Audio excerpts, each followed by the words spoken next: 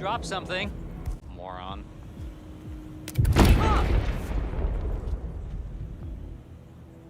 Expertly done, 47. Anime AI. It's almost like watching pro wrestling. When it's done right, you won't even notice that it's scripted. But when done wrong, That's the dirtiest, rottest shit!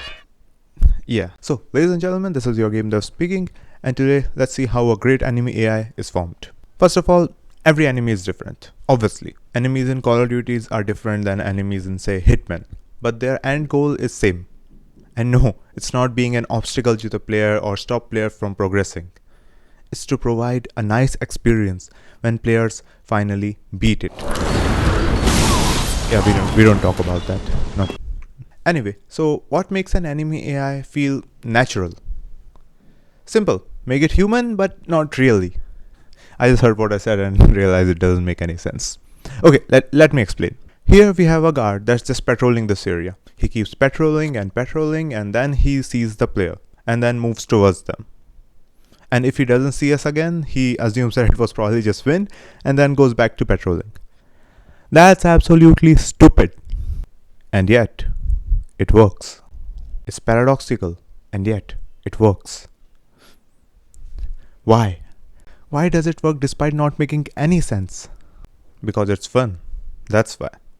Say, the second the enemy sees the player, he runs towards the player and the player just loses the game immediately. That makes sense. If you're guarding a place and you see an intruder, you shoot them at sight. But would that be fun in game? Think about it. If all the enemies in Call of Duty rush towards their position at the same time, or enemies actually use their weapons without giving a crap, the player won't even progress in game. But they don't. It's paradoxical, and yet it works. Sorry. Okay, let's take another example. If I throw a coin, what will happen? Is it A, the enemy goes to pick the coin? Is it B, enemy starts going from where the coin was thrown from, that is towards the player, which kinda makes a little bit of sense? Or C, enemy turns into a dragon? And the answer is... Wow. Yeah, he goes to pick up the coin. Anyone who has played Hitman will say obviously he picks up the coin. Every enemy in Hitman, if they see a coin being thrown, either they will go pick it up or tell someone else to pick it up. Even if it's right next to the edge of a freaking skyscraper. Now, in real life, would that happen? No, because unfortunately humans in real life are pretty smart. And yet, every enemy does it. That's called dependability. Because if the enemy doesn't do it every single time, then that mechanic just loses its credibility. It loses its meaning. Even in the most basic games, when I jump on top of a Goomba in Mario, I know it won't dodge my jump or decrease its speed to avoid it. It will continue to walk in the way we know and love, whether it knows it's walking towards an impending doom. It will continue to walk towards it and just waiting for the player to jump on its head. And that's the point. The Goomba is not dumb. The Goomba is just honest. It tells the player, hey, that's how I behave, so learn me, master me. And once the player does master it, they feel smart. And that's the real job of anime AI. Not to win, not to be realistic, but to make the player feel clever. Now that we have a basic grasp on what anime AI is and what's their real job, let's break it down. What actually makes an anime AI feel good? Well, I'm gonna boil it down to 3 pillars. No PhD, no machine learning, no AI trained on 10 million players kind of nonsense. Just great game design. Readability. The player should always knows when the enemy is chilling, when the enemy is suspicious, when the enemy is locked in on the player. That's why vision cones exist. That's why enemies always say, hey, what was that? Or I think I saw something. What was that? Or contact. What the? In real life, you wouldn't share your internal thoughts. In games, you absolutely should. Player need to know what the enemy AI is about to do without telling them explicitly and without confusion. Because confusion is not difficulty. Confusion is just bad game design. Forgiveness. Okay, notice something interesting. Most good stealth games don't go you're spotted, game over. They go suspicious, searching, almost caught, and then finally receiving the punishment for getting caught. That grace period between suspicion and punishment, that's not realism, obviously.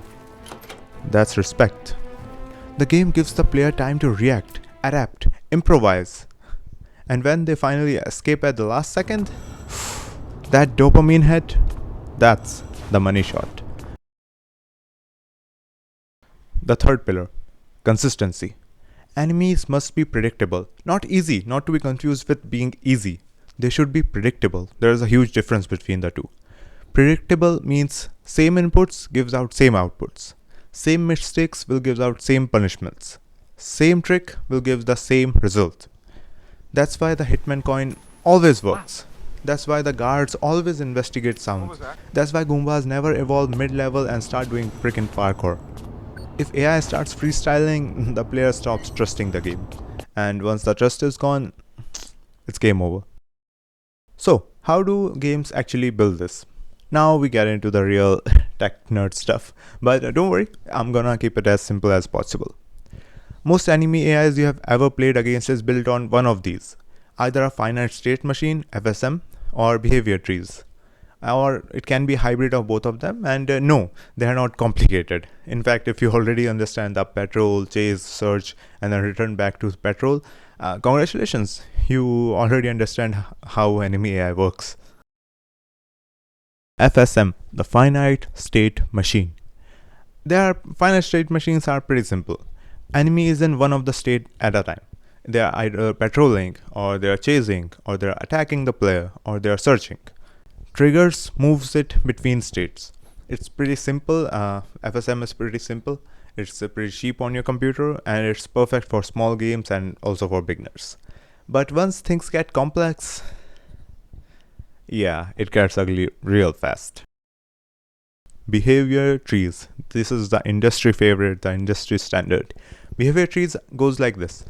If this happens, do that. Else if this happens, do that. Else if this happens, then do that, and so on. They are modular, they are expandable, and insanely readable. Which is why Call of Duty, Halo, Assassin's Creed, all of these use some sort of behavior trees. The end. Okay, look. Enemy AI doesn't need to be smart. I mean, if one thing you need to take away from this video, enemy AI doesn't need to be smart. It needs to be fair.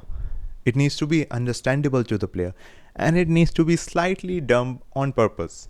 Because the smarter the enemy AI looks, the smarter the player feels when they beat it. So yeah, that will be just about it. That's all for now. Thank you for watching. Cheers and peace, and keep making awesome stuff.